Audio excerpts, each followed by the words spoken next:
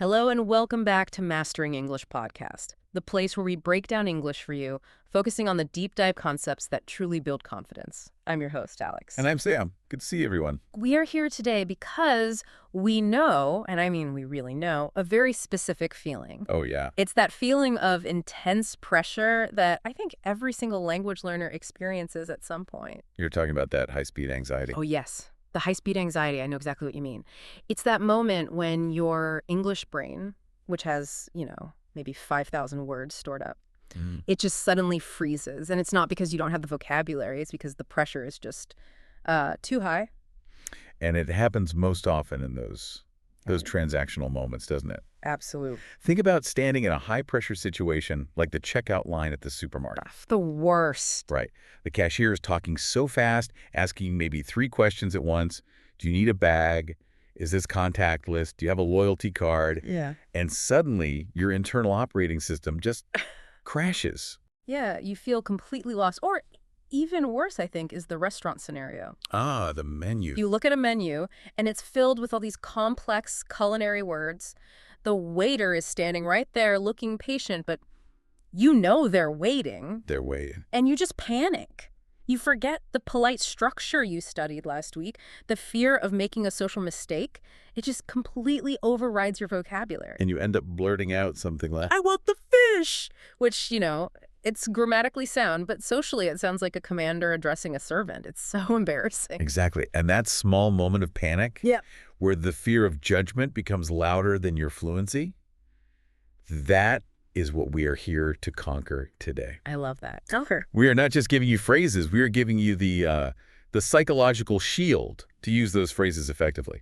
Okay, so what is the grand mission for our listener in this deep dive? Well, our mission is sort of twofold. First, we are building what we call transactional confidence. Transactional confidence, okay. Yeah. We are tackling those highest frequency, highest stress situations, ordering food, asking for payment, dealing with money, the things that cause the most anxiety. And the second part. Second, and maybe more importantly, we are fortifying your mental resilience. Mental resilience. The kind you need for long-term sustained fluency. So we're getting the language and the psychological strategy to keep practicing even when things feel, really difficult. Precisely.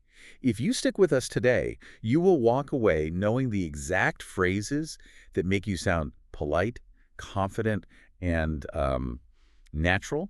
And yes, you will learn the secret tool. The small but mighty magic word that transforms the feeling of I am failing at this into I am on the right track. The magic word. I love a good teaser. I am genuinely curious now to see how a single word can shift my entire perspective. It really can. Okay, before we jump into all that psychology, let me set up one more thing. We are going to have a little pop quiz later on to test your knowledge on regional nuance. A good one. Specifically, what is the difference between the UK term for asking for payment and the US term, and which one is safer to use everywhere? It's a classic trip-up point for so many intermediate learners, so we will definitely cover that practical difference in detail before the quiz. Absolutely. But first things first, if you want to build that confidence, if you want that powerful mental tool, please just take 1 second right now. Just 1 second. If you haven't done it already, subscribe to Mastering English Podcast. And while you are there, click the like button right now. It helps our community grow. It helps us keep laying these knowledge bricks for you. Ah, knowledge bricks. I like that. And to make sure you don't miss any of our next deep dives. Okay, mission accepted. Let's jump into the core learning. We are starting with the psychology of learning, the key to long-term fluency and resilience. All right. We absolutely need to start by discussing the underlying concept of mindset. Okay. For B1 learners, this is arguably the most powerful tool you have. It's far more vital than knowing every single grammar rule perfectly. So when you say mindset, what exactly do you mean? Is it just trying to be, positive and happy about learning English? Because sometimes I am genuinely frustrated. That's a fantastic question, and it gets right to the core misconception. No, mindset isn't forced happiness. Okay, good. Your mindset is simply your fundamental belief system. It's the feelings and the underlying ideas you hold about your own ability when it comes to English. So my internal thought, is it English is possible for me, or is it English is too hard and only for native speakers? Exactly. The mindset is the belief system driving your actions and crucially, driving your reaction to failure. Ah, the reaction. And where we can immediately dissect this belief system into two distinct types based on decades of psychological research. Which are? The stuck mindset and the growing mindset. Okay, let's unpack that difference in detail. What does the stuck mindset feel like, and how does it sabotage learning? The stuck mindset feels exactly like its name. You feel incapable of moving forward. It's when your inner voice tells you, I am permanently bad at this, or my brain is too old to learn this. Crucially, it views your current skill level as a finished state. A finished state. So like no potential for change. None. That feeling of finality is so discouraging. I feel stuck sometimes when I hit a difficult, irregular verb pattern and I just want to throw my notes away. That impulse to stop. That's the stuck mindset, right? That stopping impulse is the stuck mindset operating in real time. It equates difficulty with impossibility. Right. Now, let's use a simple analogy to clarify this for everyone. Think of your mindset as the brain's operating system. I love that. The brain's operating system, like on a computer. Exactly. The stuck mindset is the old, slow, outdated operating system. It's full of bugs. Mm-hmm. When you try to run a complex program like speaking spontaneously, it crashes. Yeah. It gives you error messages, which are those feelings of stupidity. Mm-hmm. And it tells you that the program is too complex to run. It refuses to update, so it stays fixed and slow. So the growing mindset must be the opposite then. The growing mindset is the constantly updated, fast operating system. It doesn't crash. It just flags issues for later. Interesting. It says, this is hard, but I can try installing a new update. Or simply, I am learning this. It feels hopeful and unfinished. That distinction between finished and hopeful or unfinished is so valuable, but honestly, when I make a mistake in public, I feel genuinely embarrassed and stupid. Of course. Saying I am learning feels like a lie, like a forced piece of optimism. How do I make that transition feel authentic? That is the ultimate B1 challenge. Yeah. And the authenticity, it comes from seeing the mistake not as a permanent judgment of your intelligence, Okay. but as an immediate piece of data. Data, not a judgment. Right. Let's look at that scenario of the two students again. Okay, student A who is stuck and student B who is growing. Student A, operating on the stuck mindset, tries to speak at a coffee shop and makes a complex error with prepositions. Their immediate internal monologue is, everyone heard that? I sounded unintelligent. I'm a failure. I should avoid speaking in public forever. And so they stop practicing and their skill actually drops. They quit because they interpreted the error as a judgment on their identity. Exactly. It's a self-fulfilling prophecy. Now, student B, using the growing mindset, makes the exact same error with prepositions. Same mistake. Same mistake. But their internal monologue is totally different. It's, prepositions are still tricky for me. But the person I spoke to understood me, so the communication worked. The grammar just needs tightening. So they see it as, I just identified my next homework assignment. You nailed it. They feel a brief moment of frustration, maybe, but they use that frustration to fuel consistent practice. So the challenge isn't forcing yourself to be happy, but forcing yourself to interpret the error as information and opportunity, not judgment. Exactly. The growing mindset keeps the door to the future open. And the very best tool we have to physically, linguistically unlock that feeling of future potential is our magic word. Okay, tell me about this word that has the power to shift my whole internal narrative. The magic word is small, powerful, and utterly transformative. It is yet. Yet. Okay, let's put the spotlight on it. I get the concept, but what is the fundamental difference in terms of practical self-talk between saying, I do not understand the past perfect and adding yet at the end? The difference is time, potential, and expectation. Right. If you say, I do not understand the past perfect, it signals finality, a dead end. It means the subject is closed. Right, it feels finished. But adding yet transforms the statement into what we call a simple status report. A status report. I love that. Yeah. The formal definition of yet here is not now, but perhaps later. It signals to your brain that you are actively on a path, and the goal is simply unachieved at this moment. So you expect success. Eventually, it's like an investment in your future fluency. It is the linguistic bridge between current ability and future potential. Wow. Let's explore this through some real-world scenarios to really cement this word in your mind. Okay, let's do it. So, think about a time when you're managing a big project, maybe in your professional life. Your manager asks about a deadline. A good formal example is, the project deliverables have not been signed off yet. We anticipate the final signatures by tomorrow. Right. Using yet manages expectations. It implies confirmation is guaranteed soon, not that the project is stuck forever. Exactly. Now, picture a casual interaction. You're talking to friends about a viral TV show. You Uh, might say, "Oh, I haven't watched the new season of that show yet. Is it any good?" Which means I recognize it's important and I intend to watch it, so please don't spoil it for me. Perfect. Now, let's go a little funny or weird, but keep the structure clear. Imagine you're talking about really ambitious life goals. Okay. You could say, "I haven't successfully launched my own international space corporation yet, but I am still checking my emails for investors." The assumption of future success is baked right into the word. I love that. It is. Now, let's consider a historical example. Looking at a moment of apparent failure in the past, Hmm. we can say, Thomas Edison had not perfected the filament for the light bulb yet in 1878 after thousands of trials, but his continued effort proved that success was only a matter of time. That reframes history. It's not a series of failures, but just periods of necessary trial and error. And finally, the philosophical core of it, bringing it back to self-improvement. Right? This word encourages us to evaluate our progress based on our future potential, focusing on what we haven't achieved yet instead of getting stuck on our present limitations. Wow. That small word is a statement of unwavering belief in your future self. It is.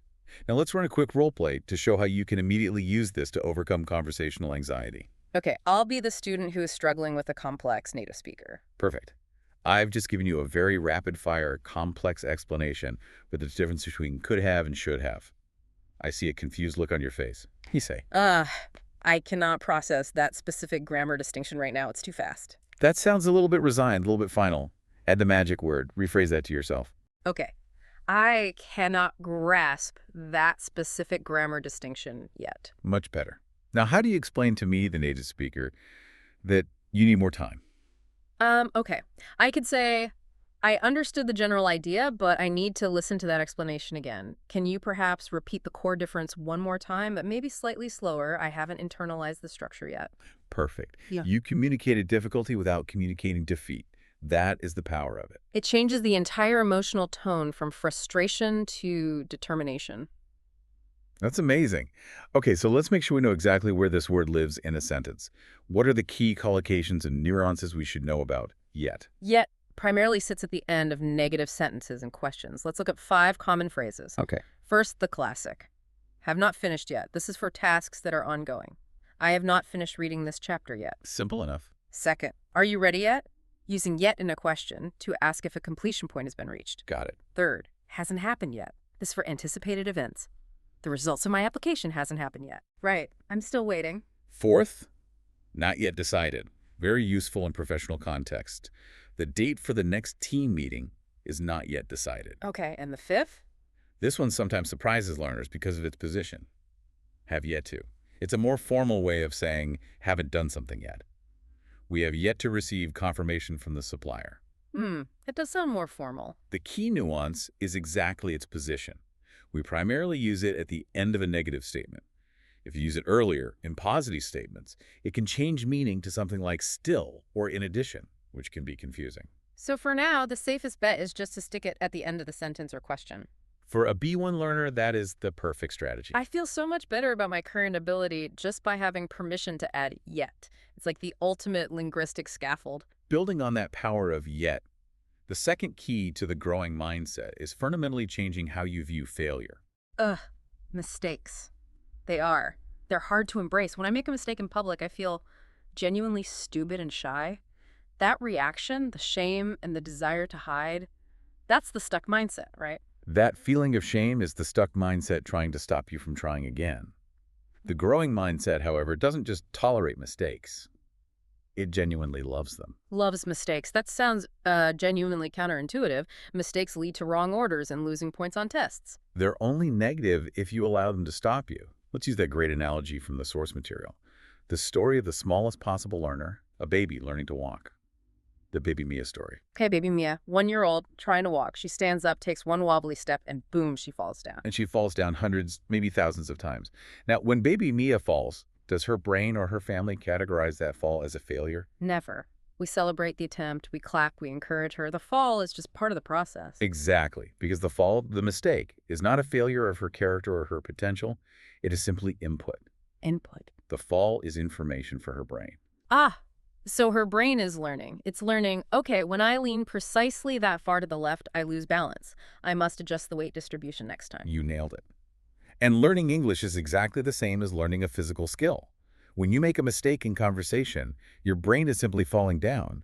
The mistake is just information. It's telling my brain, that past tense conjugation wasn't quite right. Try a different structure next time. Exactly. I see the metaphor, but let me challenge you on this. What if the mistake is expensive? Like, I misuse a word and order the wrong thing, and now I have to pay for a meal I don't want. That feels like a real tangible failure, not just information. That is a critical point. Mistakes sometimes do have consequences. But even an expensive mistake is the most powerful kind of information. How so? Think of it like a costly experiment in a lab. If a scientist's experiment fails, they don't say, "I'm bad at science, I quit." Right. They say, "I have just learned 10 ways that don't work. This data is invaluable because it narrows down the possibilities." So the mistake is still a road sign, even if it's an expensive one. It shows you the path you took was wrong, and you guarantee you won't take that path again. Precisely. The stuck mindset sees a mistake as a brick wall stop here, failure confirmed. The growing mindset sees a mistake as a road sign, pointing out a detour. A detour that allows you to choose the correct path immediately next time. That is a powerful shift. It is. So you need to be a good friend to yourself when you make a mistake. Just say, "It's okay. I'm collecting data. I am learning." Okay, so we have the right attitude toward failure, but we still have to tackle the massive scale of the task. If you look at the entirety of English fluency, it feels like this huge, tall mountain. You're at the bottom looking up, and you feel instantly defeated. That feeling of being overwhelmed is the biggest enemy of consistency. The goal is too big. Looking at the whole mountain causes decision fatigue. Yeah, I think I need to study grammar and vocabulary and listening and speaking. It's just too much. That cognitive overload is exactly what we need to avoid. Cognitive load simply means how much mental effort your brain needs to process something. When the load is too high, you give up. So what's the practical growing mindset solution to reducing this cognitive load? The solution is simple. Don't look at the summit of the mountain. Don't look at the goal. Don't look at the huge goal. Look down at your feet and focus only on the very next small, manageable step. We call this scaffolding. I don't understand how focusing on my feet helps me climb a mountain. The summit is still miles away. It helps because it eliminates the decision fatigue. Let's use that beautiful analogy of the man building a very big wall. Okay, tell me the story again in detail. I really want to absorb this metaphor. There was a builder who needed to construct a massive, beautiful stone wall. He was overwhelmed by the sheer size of the task. He looked at the vast, empty field where the wall was supposed to go, and he thought, "I can never do this." The stuck mindset has arrived. "Yes," whispering doubt. But a wise old friend approached him and said, "You are right. You cannot build a big wall." That's not very encouraging. The man was confused. "But I need the wall." The friend replied, "Do not try to build a wall. Your job today is simply to lay one brick perfectly." Just one brick? That sounds incredibly manageable. It is. So the man picked up one brick, focused all his attention on it, and laid that one brick perfectly. The next day, he did the same. And the day after, one more. And after many, many days. He looked back, and he hadn't built a wall in one heroic, overwhelming effort. He had simply laid one perfect brick every day, and now he had a big, beautiful wall. That is a perfect framework for daily English practice. Our goal isn't fluency today. Our goal is to learn 2 new words or listen to 5 minutes of audio. That's our perfect brick. The comparison between intense, sporadic study and consistent, small effort is critical here. 5 hours every Saturday causes massive cognitive overload. And burnout. 10 minutes daily reduces the load. You just have to decide to lay one perfect brick. And one of the most effective, most high-return bricks we can lay for fluency, according to the research, is the technique called shadowing. Shadowing is an absolutely essential brick. It moves learning from passive to active and physical. I know what it is, but for our listener, how does shadowing work exactly? What part of the brain or body does it train? Shadowing means you repeat what you hear immediately, like an echo or a shadow. You're trying to mimic not just the words, but the native speaker's pronunciation, the rhythm, the intonation, So where the voice goes up and down. the whole melody of the sentence. So it's training the physical parts of speech, the mouth, the tongue, the breath, to match the cadence of native speech. This is essential for what we call automaticity, right? Speaking without thinking. Precisely. If you only practice in your head, your brain knows the word, but your mouth doesn't know the physical routine to say it quickly. It's muscle memory. Exactly. Shadowing trains your mouth for automaticity. Think of a guitarist practicing a scale. They train their fingers to know the pattern so they don't have to think about every note during a performance. So the goal isn't perfection in the words. The goal is creating the smooth, physical movement and rhythm.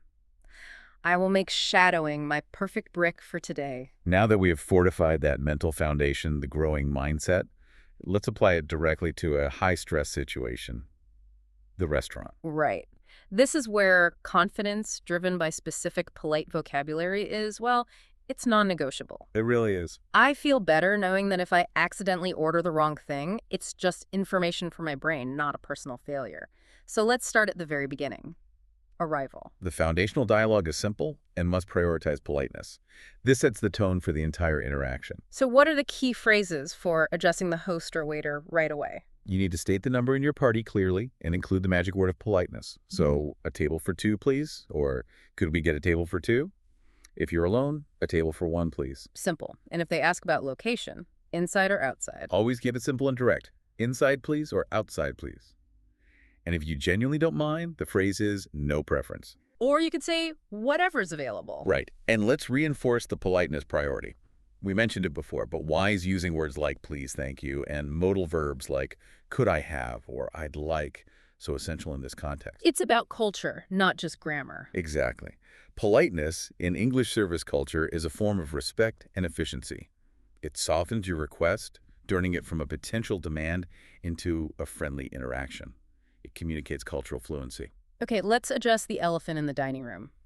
I always wonder why I can't just say, I want the spaghetti, it is faster, and the grammar is fine. Is it truly rude? You are asking the perfect question. It's not rude in a dictionary sense, but in a social context, it sounds forceful, abrupt, maybe even demanding. So it's about the feeling it creates. It's about pragmatics, which simply means how your words land in a real conversation.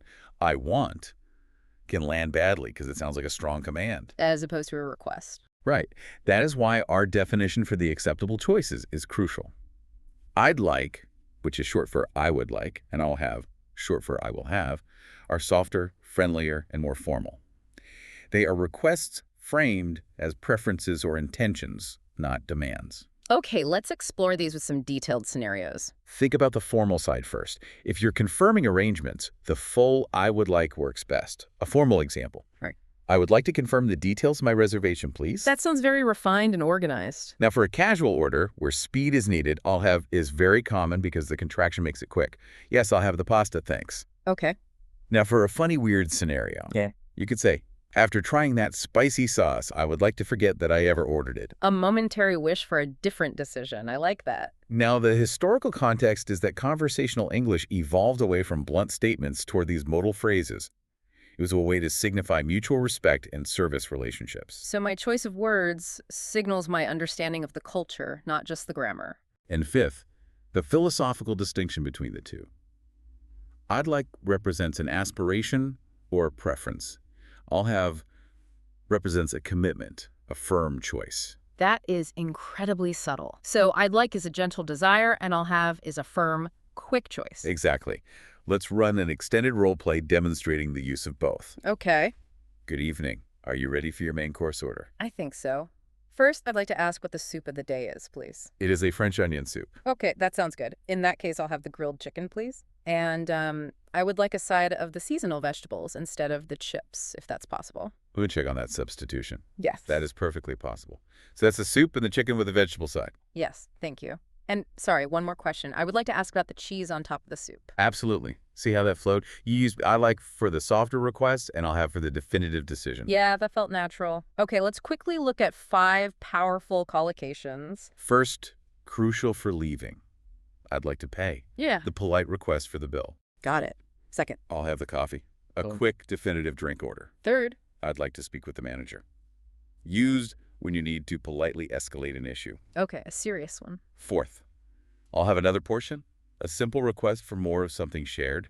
And fifth, if your friend's order sounds good, I'll have the same. A great fast phrase. The key nuance is that I'll have sounds slightly more decisive and quick. I'd like is slightly softer and often used for conditional requests or questions. Okay, next essential drink question. Water. This always causes confusion and sometimes costs people $5 they didn't want to spend. So, spotlight. How is asking for tap water different, especially financially, from asking for still water? This difference is so important because it separates paid water from free water in many contexts. The definition is simple. Still means water with absolutely no bubbles. Sparkling means water with bubbles. Easy enough. But here's the financial distinction that trips everyone up. Tap water is the water that comes directly from the public pipes. It's usually free in places like the US and UK, but it's not always automatically offered. Still or sparkling usually refers to bottled water, which you'll absolutely pay for. So if I just say, "Can I have some water, please?" Okay. Without qualifying it, the waiter might bring me an expensive bottle of imported still water. I need to be specific if I want the free option. You have to be specific, and you need to be prepared to clarify. Let's look at some examples. Okay. First, the formal order. The table requires 2 bottles of sparkling water, please. Second, the casual clarification. "Oh, no thank you" on the bottle. Yeah. Just a glass of still water for me, please. Third, the funny, weird comment. This water is so still, it looks like a mirror. I think it's hiding something. Right. Fourth, the historical context is that artificial carbonation created the sparkling option, which became a premium product. This technological change forced the linguistic need to distinguish it from flat, or still, water. So the language just adapted to the new product. And fifth, the philosophical distinction. Choose still when you need calm. Choose sparkling when you need energy. I'm definitely ordering philosophical calm today. Let's do the role play where we specifically navigate that financial distinction. Okay. Excuse me, can I have a water, please? Certainly. Would you prefer bottled still or sparkling water? Oh, thank you for asking. Could I actually have tap water, please? With ice? Tap water, of course. We could certainly do that. Perfect. Thank you for clarifying. That exchange showed confidence. You confirmed your financial preference politely. Now, 5 collocations. Let's hear them. First, expanding the term, still wine. Used to differentiate standard wine from sparkling wines like champagne. Ah, okay. Second, flat water, what we call sparkling water that has lost its bubbles. Third, bubbly water. A very casual, informal synonym for sparkling water. Fourth, sparkling beverage. This applies as a term to other carbonated drinks like a soda. And fifth, still or bubbly, a quick way a waiter might pose the question. The key nuance, then, is to listen for the offer. If a waiter asks, still or sparkling, they are offering a paid option. And you must explicitly ask for tap water to confirm you want the free public option. Got it. Moving on to a very high-stakes topic, Right. health and safety. Spotlight.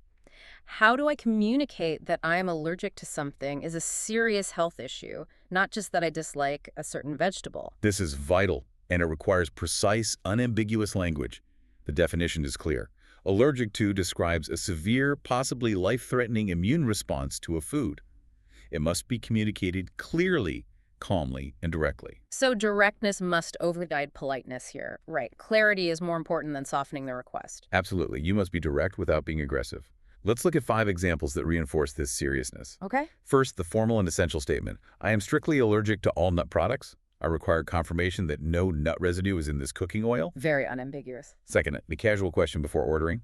I'm allergic to dairy. Is there butter in this bread? Third, a funny, weird example. Used to soften the serious nature when talking about mild reactions. I'm not seriously allergic to cats, but my partner is extremely allergic to me bringing another one home. A nice way to transition to the seriousness of it. Fourth, the historical context. In the last 30 years, awareness and labeling of severe food allergies have dramatically increased. This has made the phrase allergic to a universally understood critical transactional term. This language has literally saved lives. It has. And fifth, the philosophical truth. Understanding and communicating what you are allergic to is an essential act of self-care and self-advocacy. Okay, let's run the role play. Checking a specific dish's safety. I'm the waiter. Excuse me, I have a very important question. I'm allergic to mustard, and it is a severe allergy. Is the glaze on the salmon made with mustard? I understand completely. That's very important. I cannot guarantee it without checking with the head chef directly. Please wait just a moment. Thank you. I really appreciate you taking the time to verify. I've confirmed with the chef. The glaze has no mustard.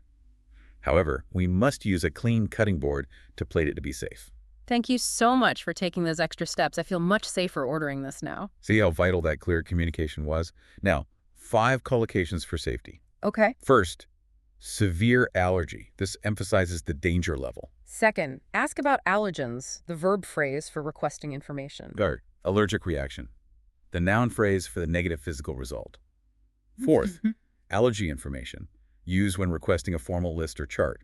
And fifth, cross-contamination, the danger of traces of the allergen getting into safe food. You might ask, is there a risk of cross-contamination? The primary nuance is to always use direct language. The goal is clarity, not softness. Use "I am allergic to X" and point to the menu if you need to for absolute confirmation. Okay, dining is complete, safely, and politely. Now, payment. This is the moment for our regional pop quiz setup. Spotlight. Can I use check in London, and can I use bill in Los Angeles? And what is the risk if I use the wrong one? My definition is this. Both bill and check are the final piece of paper listing the costs.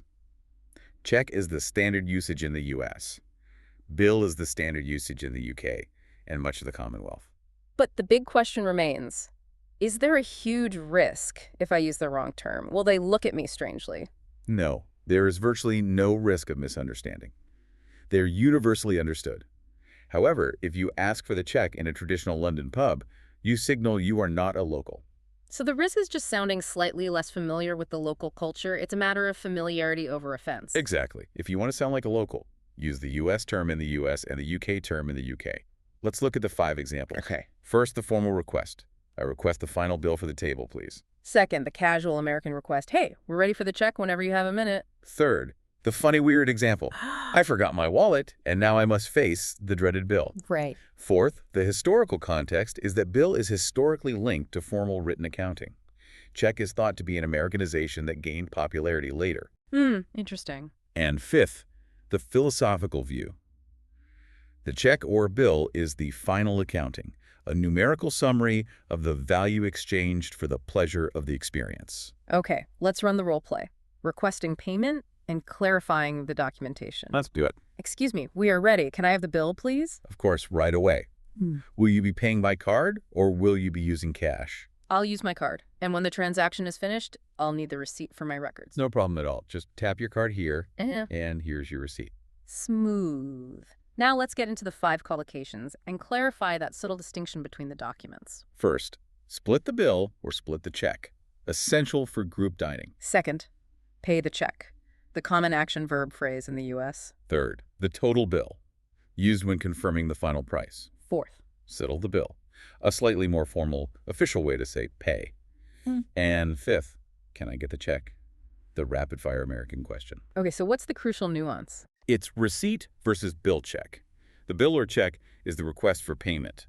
The receipt is the paper that proves you have already paid, given to you after the transaction is complete. Do not ask for the receipt when you mean the bill. Exactly. Speaking of group dining, this next phrase is crucial for avoiding awkwardness. Spotlight. Where did the idiom "go Dutch" come from, and is it polite to use it now? This is an excellent phrase to master, my definition. Go Dutch is an idiom meaning each person pays specifically for their own portion. Splitting the cost is the more general act of dividing the payment. And the history. Does the term have negative historical baggage? It originated in the 17th century, possibly from anti-Dutch sentiment in England, sometimes implying stinginess. However, today, the negative connotation is completely gone. It's just a practical way to settle group dining. Good. Efficiency over archaic history. Let's look at the 5 examples. First, the formal proposal. I propose that we split the cost of the appetizers. Second, the casual question to friends. Should we just go Dutch tonight? It might be easier. Third, the funny, weird situation. We had a disastrous date, and when the bill came, we silently agreed to go Dutch immediately and never speak again. Ouch.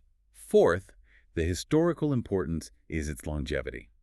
The phrase has lasted because its transactional efficiency is so high. And fifth, the philosophical concept. Going Dutch promotes financial equality. It avoids the social pressure of wondering who is expected to pay. Let's do the role play. Yeah. Settling the tab after a complex group meal. Okay. The total is $150. You had the expensive steak, and I only had soup and salad. I think we need to go Dutch on this one. That sounds fair. Let's split the cost of the wine evenly, though, since we both drank it. Perfect. So I owe $25 for the wine, plus $40 for my meal. You cover the rest. How should we tell the waiter?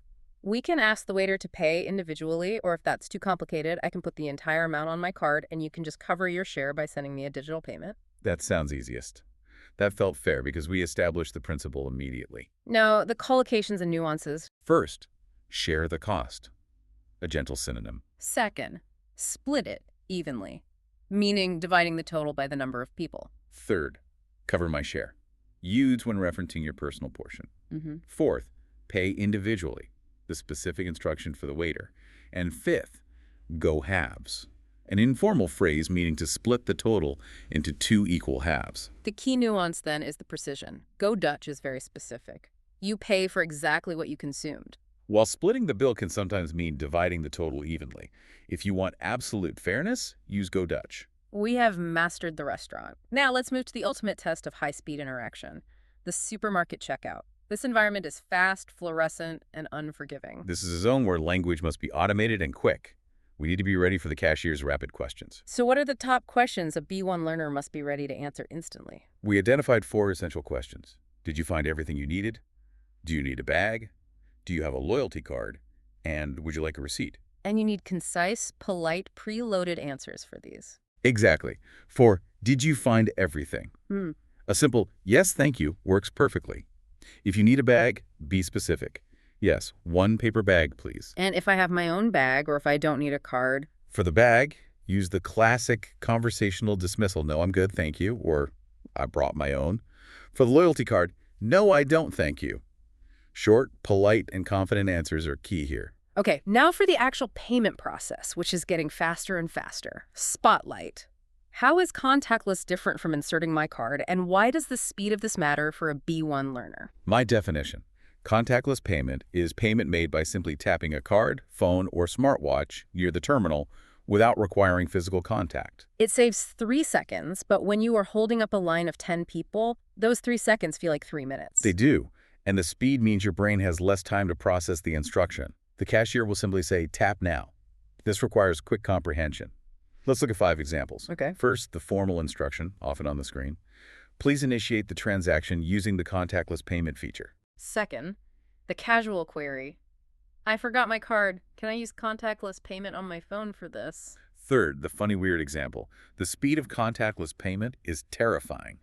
I feel like my money is leaving my account via teleportation. I've felt that. Fourth, the historical perspective. The transition from chip insertion to contactless tapping illustrates the constant drive in commerce to reduce friction and increase speed. And fifth, the philosophical view. Contactless payment represents trust in the digital infrastructure. Okay, let's run the role play at the payment terminal, dealing with a failure because technology always fails when you're under pressure. Always. Your total is $22.50. Card, please. Is contactless payment available for this amount? Yes, it is. Just tap your card here when the screen turns green. It says card not accepted. Please insert. It didn't work. What did I do wrong? Nothing at all. Sometimes the connection is slow. Could you please try again or just insert your card the traditional way? Okay, I'll try tapping one more time. There we go. Approved. Thank you for waiting. See how the calm phrase, it didn't work, what did I do wrong, is perfect for troubleshooting without panic. Very useful. Now, the 5 collocations. First, contactless card. The plastic you hold. Second, tap and go. A common casual phrase for the action. Third, mobile payment. The broader category, like Apple Pay. Right. Fourth, contactless limit. The maximum amount you can pay without needing your PN. And fifth, contactless feature describing the functionality of the terminal itself. The key nuance is the speed. Prioritize listening for key verbs like tap and insert. Okay, even with fast payment, errors happen. Spotlight. I bought one item. Why did I get charged twice? And how is a refund different from the cash I get back? My definition. Charged twice means the system erroneously processed the payment for one item 2 times. A refund is the store returning money to you, usually due to an error or a return. Change is the remaining cash given back when you pay with a larger paper bill. So there are 3 very different financial processes: error, reversal, and subtraction. Right. Let's focus our 5 examples on the concept of refund. First, the formal necessity. I need to request a refund because the software key is faulty. Second, the casual reason. I bought this milk, but it expired yesterday, so I'm getting a refund. Third, the funny weird example. I was hoping the restaurant would give me a refund on my bad evening. If only. Fourth, the historical significance. Consumer protection laws establish the right to a refund for faulty goods. And fifth, The philosophical concept. A refund is the restoration of financial balance. Let's run the role play. A customer noticing a specific error on the receipt. You're the customer. Excuse me, I've checked my receipt. I think I was charged twice for the chicken breast. I only purchased one package. Oh, I apologize. Let me review that. Okay. Yes, you are absolutely right. I will fix that immediately. Do you want that $7.50 back in cash, or should I process a refund back to your card? Could you process the refund back to my card, please? Done. Here's the adjusted receipt showing the refund. Thank you for noticing that. The calm phrase, I think I was charged twice, is the perfect script for avoiding confrontation. Now, 5 collocations for financial resolution. Let's hear them. First, full refund, meaning 100% of the money is returned. Second, process a refund, the verb phrase used by the store staff. Third, charged incorrectly, a slightly softer phrase than charged twice. Okay. Fourth, requires a refund, stating the necessity of the reversal. And fifth, store credit, an important alternative to a cash refund, where the store gives you a voucher to buy something else later. Okay, we have mastered the transactional essentials. Now let's explore some deeper vocabulary related to the dining environment and how to describe our feelings about it. We can start with some specialized vocabulary from the kitchen. We talked about the head chef's role. Right, a head chef is a leader, responsible for everything from menu planning to managing staff and ensuring the kitchen is organized. And that organization is based on a specific French term that has become global shorthand for preparation. Spotlight. Why is a French phrase mise en place used constantly in English-speaking kitchens, and how can we use it in our language study? My definition, mise en place, pronounced mise en place, literally translates to everything in its place. It refers to the ritual of preparing and organizing all ingredients shopping, measuring before the main cooking process begins. It sounds like the ultimate planning step. It is. It's stuck globally because the concept is universally efficient.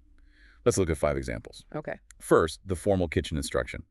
The morning team must achieve perfect mise en place by 11 a.m. Second, the casual usage. I can't start dinner yet because I'm still working on the mise en place. Third, the funny weird application.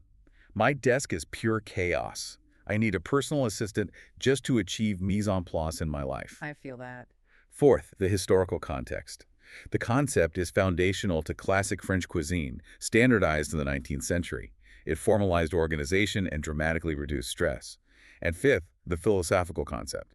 Mise en place isn't just about ingredients, it's about reducing cognitive load. This is where we apply it to language learning. How does a B1 learner use the concept of language mise en place? Excellent question. Let's run the role play. You told me you are nervous about your upcoming English-speaking practice session. I am. I often forget specific words right when I need them. My brain gets overloaded trying to think of grammar, pronunciation, and vocabulary all at once. Your problem is a lack of language mise en place. Before the session, you need to prepare your specific tools. Organize the vocabulary you want to use, practice 2 shadow phrases, and have your grammar rules ready. So my goal isn't just to speak. My goal is to maintain my language mise en place so I can focus on the conversation, not the preparation. Exactly. Preparation reduces the chaos. Right. Now, 5 collocations. Ready? First, maintain mise en place. Second, prep work, the plain English synonym. Third, organize ingredients. Fourth, workflow, the efficiency that results. And fifth, chaos of no mise en place, which describes a disorganized kitchen or mind. Okay, let's move to emotional language. Expressing nuance is so crucial. We constantly hear learners mix up the ing and ed endings for emotions. Right. Spotlight, how do I know when to use disappointing versus disappoint? This is a consistent and fundamental B1 error. My definition is simple. Disappointing, with the ing ending, describes the cause, the thing that creates the emotion. Disappointed, with the ing ending, describes the person feeling the emotion. So the book is disappointing because it causes me to be disappointed. The thing gets ing, the person gets ing. Perfect. The pattern is always the same. Let's look at 5 examples focusing on disappointed, the feeling. Okay. First, the formal professional example. The management team was deeply disappointed by the lack of follow-through. Second, the casual feeling. I was really disappointed when the store I wanted to visit was closed. Third, the funny weird observation. My cat gave me a very disappointed look when I gave him the cheap cat food. Been there. Fourth, the historical context. The nation felt deeply disappointed after the peace treaty collapsed. And fifth, the philosophical truth. Being disappointed is a natural human response to unmet expectations. Let's run the role play. talking about a job interview that didn't go well. You sounded hopeful about the interview yesterday. How did it go? Well, the response was negative. The entire process was very disappointing. I'm so sorry to hear that. You must be very disappointed. I am. I am deeply disappointed in the results, but I feel okay because I used the growing mindset. I know I just need to study the interview language yet more. That is a perfect use of both the emotion and the mindset. Now, 5 collocations. Okay. First, deeply disappointed. Emphasizes the strength of the emotion. Second, feel disappointment, using the noun form. Third, disappointing results. The common collocation in professional or academic life. Fourth, disappointed in oneself, used when the disappointment is self-directed.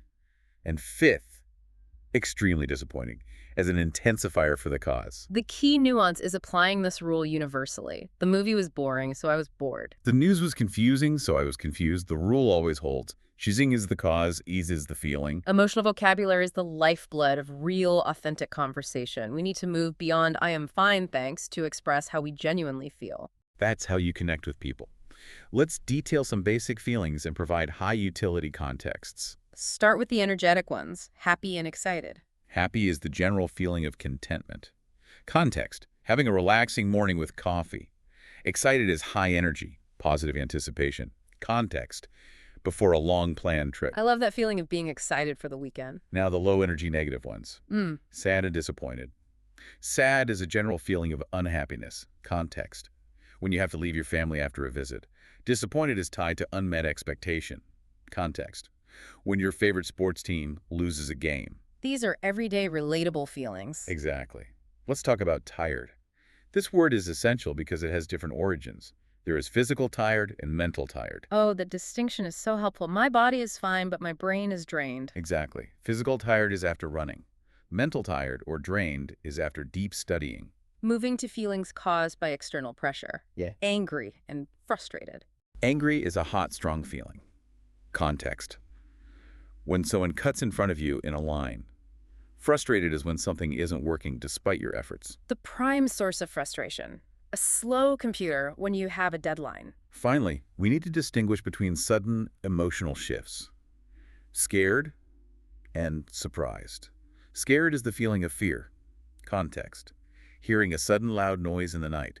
Surprise is when something unexpected happens. And it can be a good surprise or a bad surprise. Exactly, like an unexpected compliment on your English fluency. That helps fill out our emotional toolkit. When you can share how you genuinely feel, your conversations become immediately more human. We are now moving into our segment dedicated to clearing up 3 of the most persistent errors that B1 learners make. Alex, I need you to play the role of the learner, making the understandable mistake. Ready to be wrong. Mistake number 1, ordering too directly. You're at a busy counter, you see the chicken, you want to be quick. What do you say? I want the chicken. That is rapid, but it lands poorly. It's pragmatically impolite. Native speakers would actually say, "I'd like the chicken, please." Want sounds assertive, while "I'd like" is a polite request. Okay, note taken. Politeness structure must be automated. Mistake number 2, confusing regional payment terms. You are finishing a meal in Edinburgh, Scotland. Alex, use the American term. Excuse me, can I have the check, please? Well, perfectly understood, you just signaled immediately that you are not a local. Native speakers in the UK prefer the bill, please. In San Diego, use the check, please. So if I want to lay the brick of local fluency, I need to know which ocean I'm closest to. Exactly. It's a small detail that makes a huge difference. Okay, what's mistake number 3? Using the wrong quantifier when asking for a refill. Your water glass is empty. You use slightly blunt language. Alex. I need more water, please. Again, fully understood, but slightly unnatural. Native speakers almost always use the polite modal verb, "Can I have?" and the phrase "some more." The preferred line is, "Can I have some more water, please?" It signals a small refill rather than a demand. I love that subtlety. Can I have some more water, please? I'll make sure some more is one of my next perfect bricks. You have internalized a massive amount of information today. It's time for a quick 4-question pop quiz for you and our listener. Ready? Let's see if I have built that resilience yet. Question 1. What is the 3-letter magic word you add to the end of "I do not understand"? The word is yet. I do not understand yet. Correct. Question 2. If you are in Sydney, Australia, and you want the paper showing the cost of your dinner, what is the most natural term to use? Australia is Commonwealth, so they would prefer the UK term. I should ask for the bill. Absolutely right. Question 3. If the waiter asks, "Still or sparkling?" and you want the cheapest free option, what must you explicitly ask for? I must explicitly ask for tap water, please. Excellent distinction. Hmm. And question 4. What is the technical term from the culinary world for the preparation of all your materials before you start the main task? That is mise en place. Everything in its place. You nailed them all. That means the deep dive was successful. Fantastic. Let's quickly summarize the biggest takeaways for our listener. We focused on 3 massive concepts. Concept 1, the growing mindset. Remember to reject the stuck mindset and embrace hope by adding the word yet. Concept 2, politeness is key. Automate it. Use I'd like or I'll have, not I want. This demonstrates cultural fluency. And concept 3, mistakes are information. Your conversational falls are not failures. They are high-value road signs, showing you where your next perfect brick needs to be placed. And let's lock in the most important vocabulary. What are our top 5 words? The top 5 are yet, I'd like, I'll have, build check, and knowing the difference, allergic to, and the organization concept, mise en place. Perfect toolkit. Now, for the micro challenge. We believe in laying one brick perfectly, so here's your task. Go to a menu online, find one complex dish, and write 2 sentences. One ordering it using I'll have, and one politely asking, I'd like to ask about the allergens in this dish, please. That's it. One tiny, perfect brick that combines politeness, transactional language, and safety. Lay that brick perfectly today. Thank you so much for joining us for this deep dive into confidence and fluency. I'm Alex. See you next time. And I'm Sam. Bye. Don't forget to like and subscribe to Mastering English Podcast.